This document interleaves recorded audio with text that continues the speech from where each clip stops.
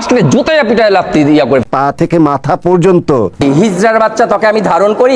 হে guys, আসসালামু আলাইকুম, this is psycho roaster. Title আর থাম্বনেল থেকে অলরেডি বুঝে গেছো ভিডিওটা কি নিয়ে হতে যাচ্ছে। তো চলো বেশি বকবক না করে ভিডিওটা শুরু করা যাক। तो चलिए शुरू करते हैं। হিজড়ার বাচ্চা তোকে আমি ধারণ করি, জুতা পিটা দিয়া তোকে লাল বানায় ফেলবো। এই ভাই, আপনার আবার কি হইলো? আপনার পিছনে আবার আঙ্গুল দিল কেরা?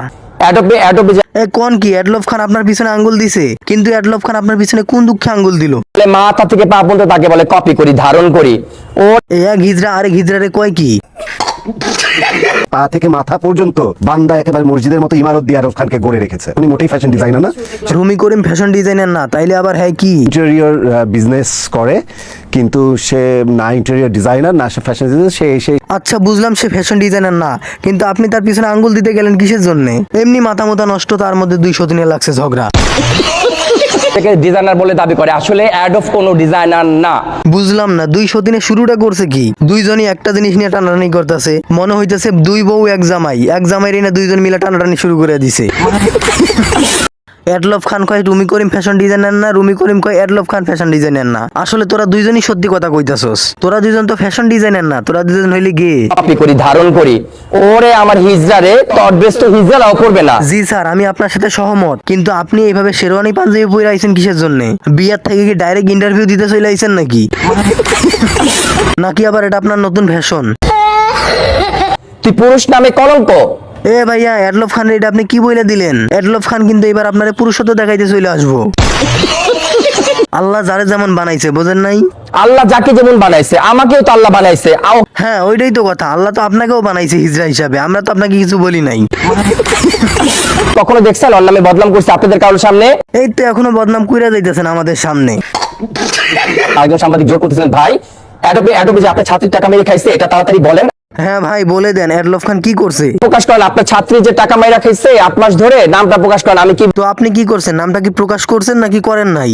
শুনেন, আমি একটা কথা বলেছি, দেখেন আমরা তো মানুষের একটা মান সম্মান আছে। এখন যদি এটা বলি, বাহ, কত সুন্দর মন মানসিকতা, কত সুন্দর মানুষত্ব।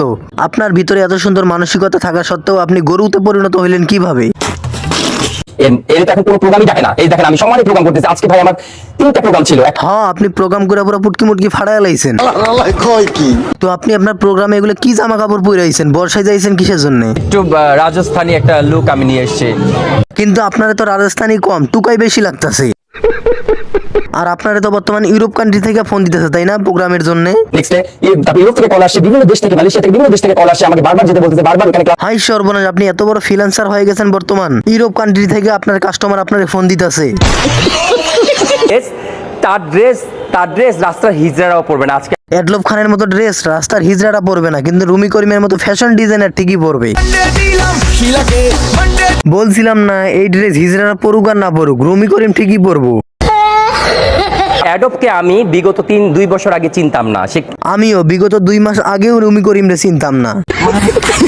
সত্যি কথা ভাই, রুমি করিমরে আমি চিনি গত 1 মাস ধইরা। করে সে ঢুকছে মিডিয়াতে, ঢুকে মিডিয়াটাকে একদম নষ্ট করে ফেলছে। অ্যাডলফ খান তো নষ্ট করছে, আর বাকি যতটুকু ভালো ছিল অতটুকু তুই এসে নষ্ট করতাছস। এটা মিথ্যাবাদী, একেবারে স্বৈরাচার মিথ্যাবাদী হোক যেইটাই হোক, তোমরা দুজন তো একই গোয়ালের গরু না। সে কোনো ডিজাইনার না, সে আমাদের মিডিয়ার কেউ না। ও কি আপনি এটা কি বইলা দিলেন? অ্যাডলফ খান নেথরের চরিত্রে অভিনয় করে নতুন সিনেমা বের করতেছে, আর আপনি কইতেছেন সেই মিডিয়ার কেউ না। সাথে আমার ছবিটা যখন আপনারা দেন তখন আমি কিন্তু খুব রাগান্বিত। এক হদিনের লগে আরেক হদিনের ছবি লাগাইলে রাগান্বিত হওয়াটাই স্বাভাবিক। সো গাইস, আজকের ভিডিওটা এই পর্যন্ত। যদি ভিডিও ভালো লাগে তাহলে অবশ্যই লাইক কমেন্ট শেয়ার আর চ্যানেলটা সাবস্ক্রাইব করতে ভুলবে না। আজকের মতো আল্লাহ হাফেজ।